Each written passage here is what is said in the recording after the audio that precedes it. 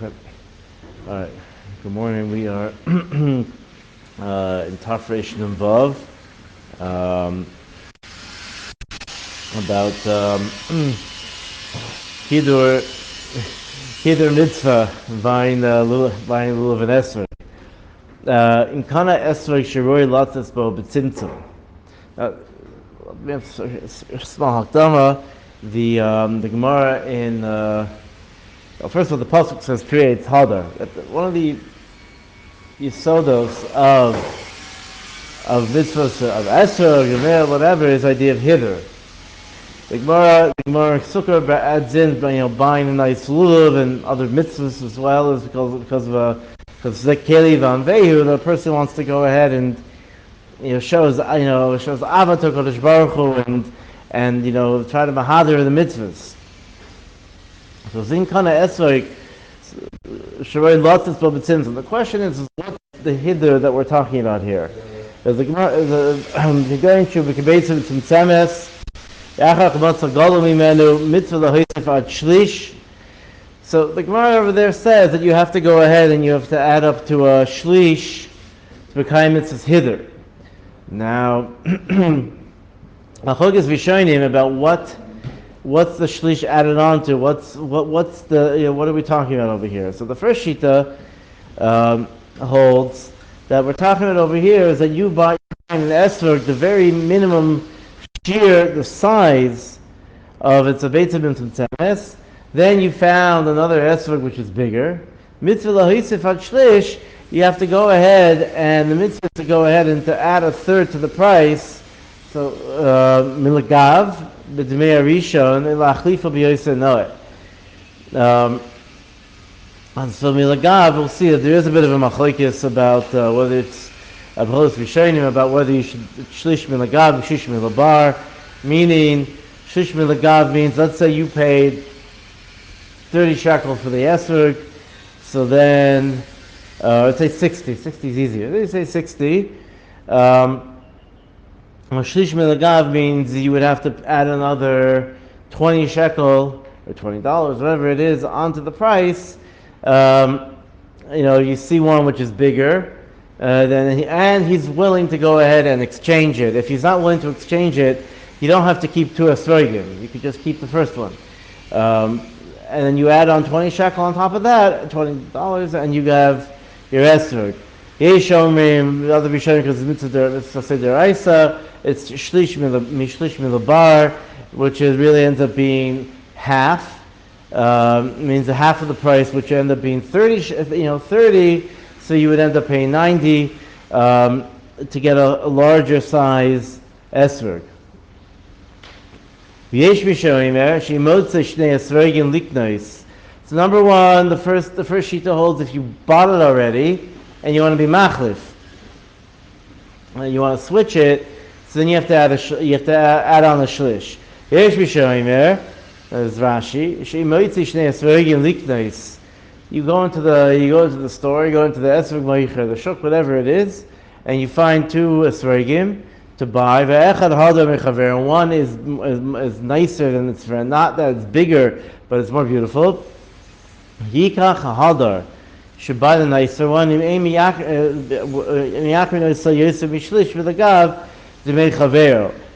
if it's not more than a shlish than the other one, meaning, so you have two esrogim there. One's worth one's worth 40 and one's worth 60. So you should buy the one which was worth 60. But if it's one's worth 70, one's worth, let's say, 100, and one's worth 40, so then you don't have to go ahead and add on. Again, there are those that say that you should add on to milabar, which end up being, let's say, 30. If it's 60, you end up being 30. So again, if the other one's 100, then you don't have to go ahead and add and pay for that. Now, there's a lot of issues, in here. Shlish is not only a din in esrog; it's also a din by other mitzvahs, tefillin and tzitzis, anything with a din of hadar, of hidur mitzvah. There's an idea of zekeli vanveyu and to make something nice. Now, number one, there's a question about okay, let's start with what is by yes, let's say arba. What is the base price of arba? Is there a base price of arba? What are we talking about over here? Is there a din oina by arba? Right? Ona means that can the person overcharge? The din oina applies. I mean, just in Choshen Mishpat, if a person overcharges by 1/6 of the price, not going to get into all the cheshbonos. Basically, the kids are 1/6 of the price. 1/6 of the price of the object. Then he can go ahead and you can move out to the mekach. But there's an isser enough. If he charges more, or whatever, he tricks someone into paying more.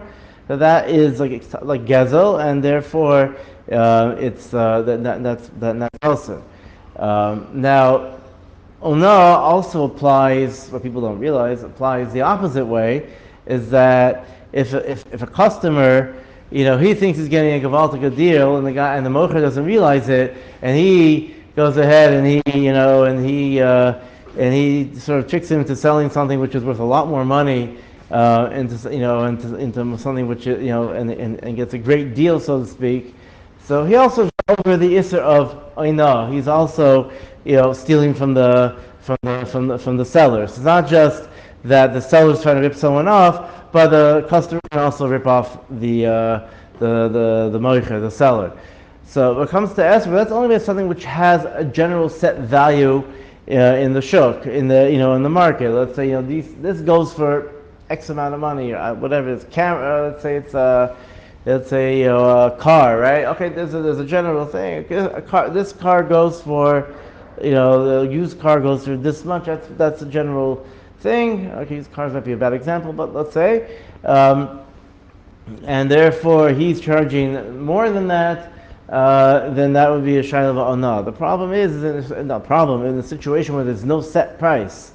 Everything is according to what a person decides. That's why a car is a bad example, because it could be it's what he feels it is. But but let's say here in this country is a bag of milk. Very simple. It's a bag of milk because the government sets the price, 7 shekel, whatever it is, and then this mocher decides to go ahead and charge more. So that's I know. Esrogim don't have the place can say esrogim don't have a din of I know. Because every esrog a person, the mocher looks at and he decides the price. So there isn't an idea of ripping anyone off. Unless in general there are general levels of esrogim. If you have an esrog which is completely clean and beautiful, whatever, you're not going to go ahead and you're not paying 30 shekel for such an esrog. You're not going to go ahead and everyone knows that you're going to be paying. There's a certain level you're going to be paying. The question if the guy charges 1,000, right? That's so that could be the inyan. But you can't say, well, it's really it's worth 30 shekel. Oh, this one everyone's willing to pay, a certain amount of money for it. So it's not so if for example, or let's say it's a dirty esrog, it has a bunch of bletlach and it is shayla and whatever, the guy decides, okay, you know what, I'm charging $200 for it. That's alright. That's also enough because it's a din by ona that even if there's no din enough of 6, but there could be like by land, for example. But there is a din of double. If a person goes ahead and doubles raises the price by doubles it, then already there the price can say that is also enough. So there is a general idea by a svergian of what things cost. So a person goes ahead and goes way up above. Or Hilchos Esrog very well, and this guy doesn't know, and he takes this beautiful Esrog and says it puts it in the cheapo pile, the kosher bracha pile for 30 shekel. So then I don't know. It could be there's a shayla vayna. I don't know. I'm not sure. That I'm not sure about. If you go to the shuk here, so you go to the shuk and they're selling things. They don't. There, I don't know. There, they don't really look and see about how much things are. No, they just this is 30, 40 shekel, whatever it is, and whatever you find. Okay, that's something else. That could be there's no over there. Now, about the idea of paying for an esrog. So the Gemara brings there was a case where Rabbi Gamliel, they were on a boat and there was only one esrog and he paid 1,000 shkolim, whatever it was, for that esrog. So what's the Gemara trying to tell us over there? So one of the things the place can say, what the Aruch Shulchan says, is that the Gemara is trying to tell us that he says it's not that he was very wealthy. It's not like he was suddenly using using up all his tzedakah, all his chomesh or shlish. He was spending more money to show that the chibuv mitzvah, to show that there's an idea of chibuv mitzvah by an esrog, a person by mitzvahs. That's the whole point of Zekeli Vanveyu is to go ahead and put money out to show Ava to Hashem and Ava to his mitzvahs. So the idea of saying, well, how can I go ahead and pay extra? Okay, you're right, that's nice. Listen, there's a discussion of Birlach, if a person is Chaim B'doichak, he really doesn't have money, whether he has to go ahead and pay the shlish. Could be he doesn't. That could be he doesn't have to go ahead and do that. But Al Panim, so let's say we're not talking about those people. And this is one of the reasons why Avrechim, by Yungalai here in Eretz Yisrael, they would spend, I think they spend 5 days running around the shuk trying to find the perfect Lulav esrog, is because they don't have a lot of money. Because if they had money, you walk into the store Me'asharim. Okay, well, you want to set for 1,000 shekel. Fine, you'll find a beautiful esrog, a beautiful lulav, beautiful hadassin. There's no shaila over there. There's no running around. The reason they run around is because they want to find the most Mehudar esrog possible for their budget. Okay, and it's also nice because it's fun to deal with halachos. But we're talking about over here is not someone who's chaim b'dochak. So there's an idea that also the place can bring down the Zohar is mashma. Chayotah brings down different whatever the Zohar is mashma, that a person should bedafka buy there's an in to buy the Arba Minim. And they bring from the Arizal that the Ari didn't even haggle on the price. Whatever the price was, he paid because whatever the Moicher said, because it's the idea that of showing the Kodesh Baruch Hu that I love your mitzvahs and I'm willing to put out my money for it. If you don't have money, you have money. But if you have, then it's not, the person shouldn't, it sounds saying as much as possible, be cheap out on it. What does that show to, that's not the sort of Pietz Hadar, Zekeli Vanveyu, you're sort of missing the boat over here. Now whether, again, like I mentioned before, that if he's not willing to go ahead and be machlef it, so then you don't have to go ahead and have two esrogim. That's definite. The Gra says that the second shita, that the first shita, the second shita also is applies even after you buy it, not just the first shita. Meaning that if one's more Mehudar, is more Mehudar and like looking at it, whatever it is, you should also try to be machlef it and spend more money. There is also a discussion what Magen Avraham asks, and Shurings and Birlach brings down that. So let's say you bought something which is more than a shlish. Suddenly you look and he has an even more beautiful one. So you do that, another beautiful one. How far does it go? So the Mishabur, the price can say Lamaisa that this din only applies one time. You did it once. You're mekaying your mitzvah of hider. Now you could go ahead and do that, add more and keep on like jumping up. That's fine. But al panim, that we'll see in a second. That's ad choimish. And the Ramah speaks out. That's ad choimish. But al panim, really you only have to go ahead and do it once. Other Shaila Mishnah brings down, according to what comes out from the first Shita, is is there hider mitzvah? How much money do you have to spend to mekayim all the Shitas?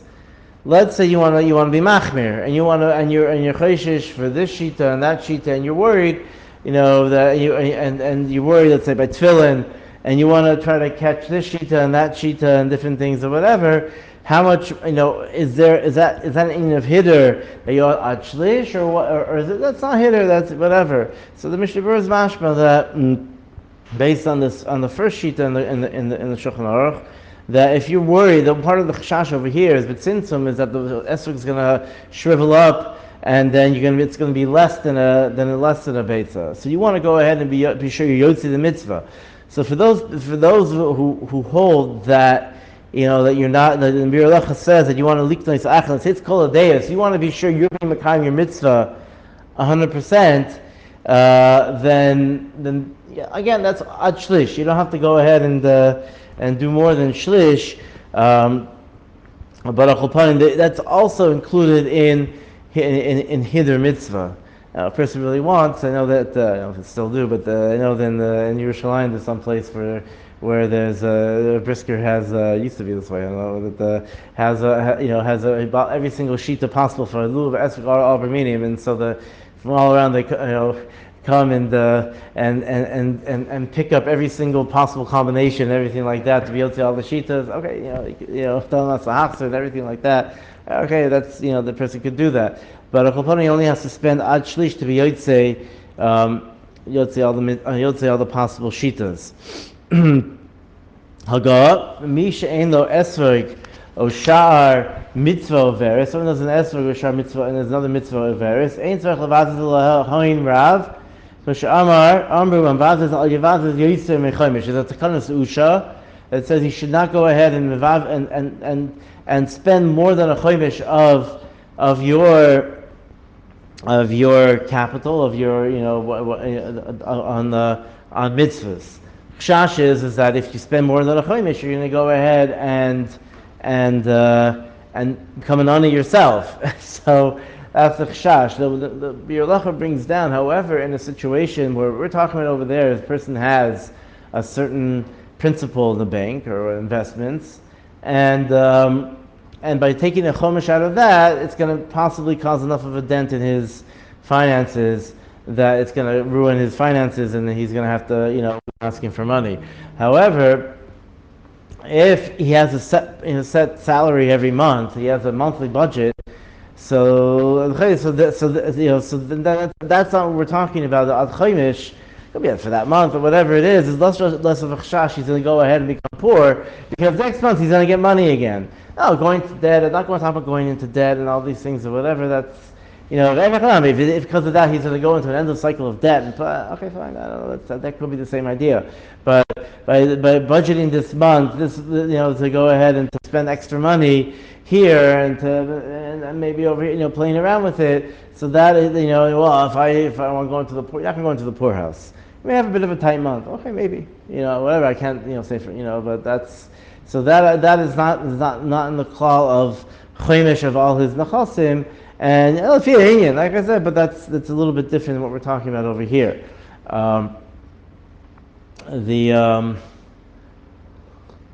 Whether on hider mitzvah you can whether you can add more than a chomesh is a bit of a machlokes. Moshe brings 2 days on this.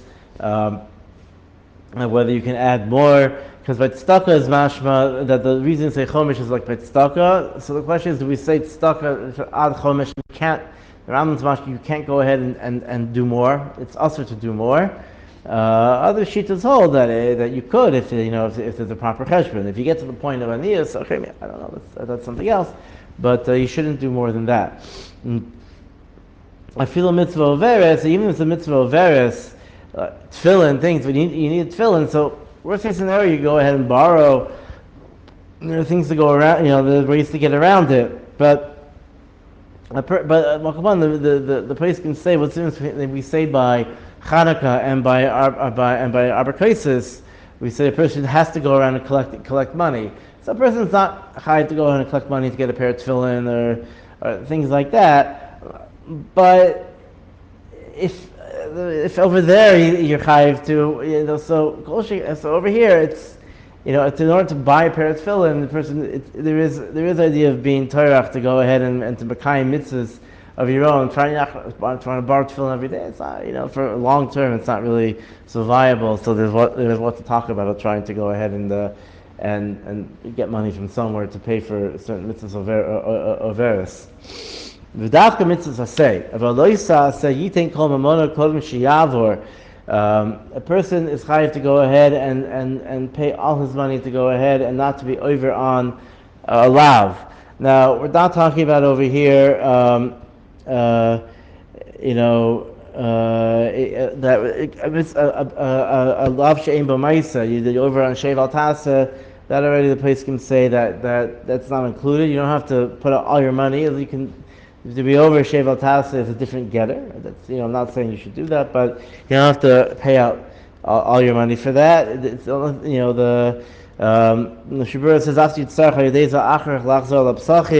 there you are chayav to go ahead and go around collecting money, so you shouldn't be over on an isser. Kol shekain, if it's a chil Shabbos or things like that, the person has to lose all his money, and even if it's nogea to his how much does putting bread on the table? We're talking about karis over here. A person has to, even if he's not going to be able to support his family, there's what he has to work that out. If it's a mitzvah saseh, so that's also a different cheshbon. Also, it doesn't have the same chumrius as being over on a lav. So just to try to go over and to be sure things are clear, hiddur mitzvahs until shlish. That's that if you then whether by esrog, by tefillin, by whatever, you only have to go until shlish. A person can be moisif until chaimish, until a fifth of his income. And by lo saseh, then a person has to put out all his money possible in order to not be over on that. I'll say. I think we'll stop here as a big simon.